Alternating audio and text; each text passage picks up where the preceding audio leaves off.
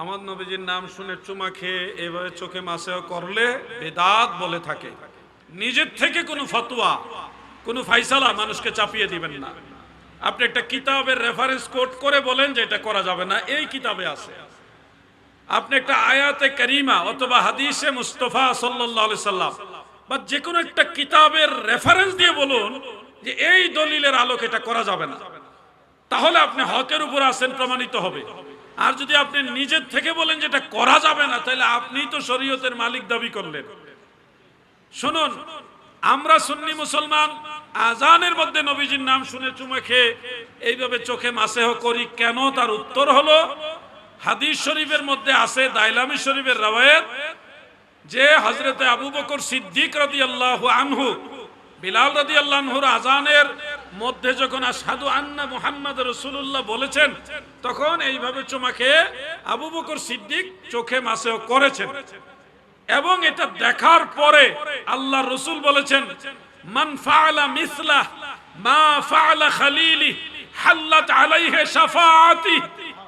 আমার খলিল আবু বকর যা করেছে, যে আমল করেছে, এই আমল যদি কেউ করে আমার উম্মতের মাঝে, আল্লাহর হাবিব বলেন তাকে শাফাআত করব, আমার পিছে পিছে আমি তাকে জান্নাতে নিয়ে যাব।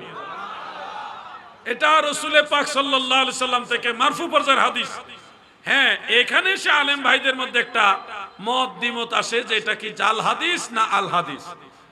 যারা এটার বিরোধিতা করেন তারা কোনো ধরনের প্রমাণ ছাড়াই বলেন এটা জাল হাদিস। আর আমরা যারা এটার পক্ষে আমল করি, আমরা বলি যে এটা জাল হাদিস নয়, কারণ এই হাদিস সম্পর্কে মুহাদ্দিসিনে কেরাম বলেছেন এটা সনদে দুর্বল হাদিস, কিন্তু জাল হাদিস না।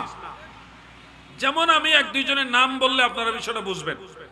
হাফিজুল হাদিস ইমাম শামসুদ্দিন সাখাবী রাহমাতুল্লাহ আলাইহি মাকাসিদুল হাসানা ওই কিতাবের 384 নম্বর পৃষ্ঠার মধ্যে এই হাদিস উল্লেখ করে লিখেছেন, লা ইউসিহু, এটা সহিহ নয়। হাদিস শাস্ত্রে যখন কোন হাদিস সম্পর্কে মুহাদ্দিসিনে কেরাম বলে লা ইউসিহু, তখন এই হাদিসের সনদের মান সহিহ নয় বুঝায়, কিন্তু এটা হাসান সনদ অথবা দাঈফ সনদ বুঝায়। কোন ক্রমেই ওয়ালা ইউসিহু এই শব্দ দিয়ে জাল হাদিস বুঝায় না। মোল্লা আলী কারি রাহমাতুল্লাহ আলাইহি তিনি আসরারুল মারফুআ বিআখবারিল মাওদুআ সেই কিতাবের মধ্যে এই যে আবু বকর সিদ্দিক রাদিয়াল্লাহু আনহু চুমা খেয়েছেন এই হাদিস উল্লেখ করে বলতেছেন, কুলতু, মানে আমি বলছি। মোল্লা আলী কারি তিনি বলতেছেন, ওয়া ইজা সাবাতা রাফউহু আলা সিদ্দিকিন ফায়াকফি আল আমালু বিহি। আবু বকর সিদ্দিক রাদিয়াল্লাহু আনহু থেকে যেহেতু মারফু ভাবে এটা সাবিত প্রমাণিত রয়েছে, আমল করার জন্য এটাই যথেষ্ট।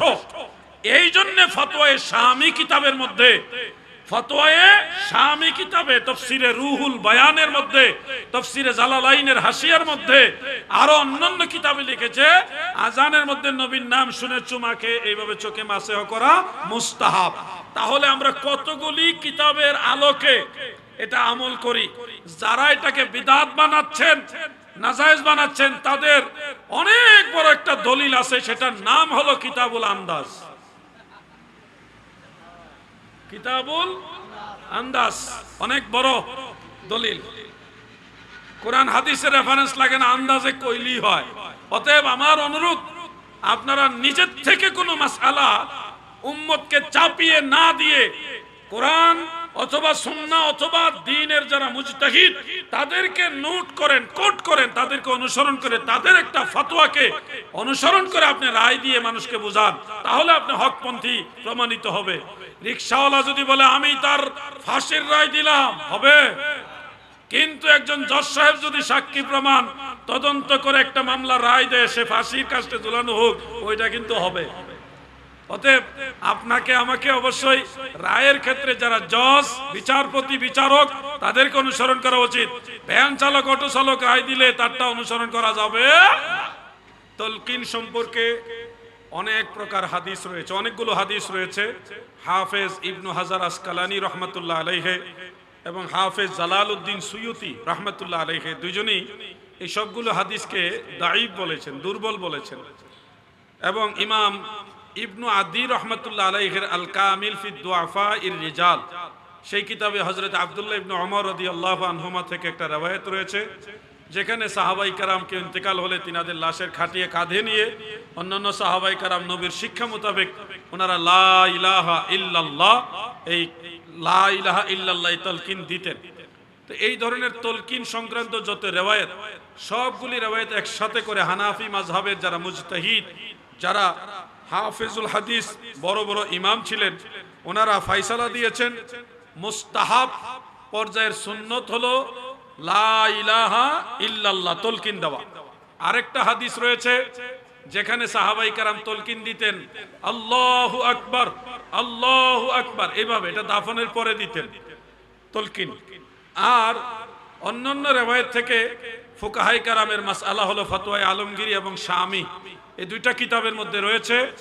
আপনারা চাইলে যে কোনো শব্দ যেগুলি আল্লাহর তাওহীদের কথা পরিস্ফুটিত হয় এবং প্রিয় নবীজির রিসালাতের কথা পরিস্ফুটিত হয়, এই ধরনের শব্দ দিয়েও তলকিন করতে পারবেন, এটা মুস্তাহাব। এই দৃষ্টিতে আল্লাহু রাব্বি, এটা আল্লাহ তাআলার তাওহীদের কথা, আল্লাহ তাআলা আমাদের রব, আল্লাহ আমার রব, মুহাম্মাদুন সাল্লাল্লাহু আলাইহি ওয়াসাল্লাম নবী, মুহাম্মদ সাল্লাল্লাহু আলাইহি সাল্লাম আমার নবী, এই কথাটা বলা তলকিনের সেই তরিকার অন্তর্ভুক্ত, এটা মুস্তাহাব, জায়েজ আছে। প্রিয় ভাই বাবারা, যারা এগুলি নিয়ে বাড়াবাড়ি করেন, আপনাদেরকে বলছি শুনুন, আপনারা ফিতনায় জড়িত হবেন না। নিজ থেকে কোনো মাসআলা উম্মতকে চাপিয়ে দিবেন না, বরং আপনারা যার যার অবস্থান থেকে কোরআন সুন্নাহ ইজমা কিয়াসকে অনুসরণ করে আমল করেন। হ্যাঁ, আপনি কোরআনের সব বিষয় বুঝেন না, রাসূল পাক সাল্লাল্লাহু আলাইহি সাল্লামের সকল হাদিস সম্পর্কে জানেন না, বুঝেন না, অবগত নন, অথবা ইজমা কিয়াসের সব মাসালা সম্পর্কে জানেন না, সেক্ষেত্রে আপনি একজন মুজতাহিদ, একজন ইমামকে অনুসরণ করে তারপরে নিজের জীবনকে পরিচালিত করুন। নিজে ইমাম সাজবেন না, বরং ইমামদেরকে অনুসরণ করুন, তাহলে দেখবেন ফিতনা কমে গেছে। আমি আপনাদেরকে প্রিয় নবীজির হাদিস, বড় বড় হাফেজুল হাদিস ইমাম যারা, মুস্তাহিদ যারা, এবং ফিকহের কিতাবের আলোকেই বিষয়টা রায় দিলাম, এটা আমার নিজস্ব রায় নয়।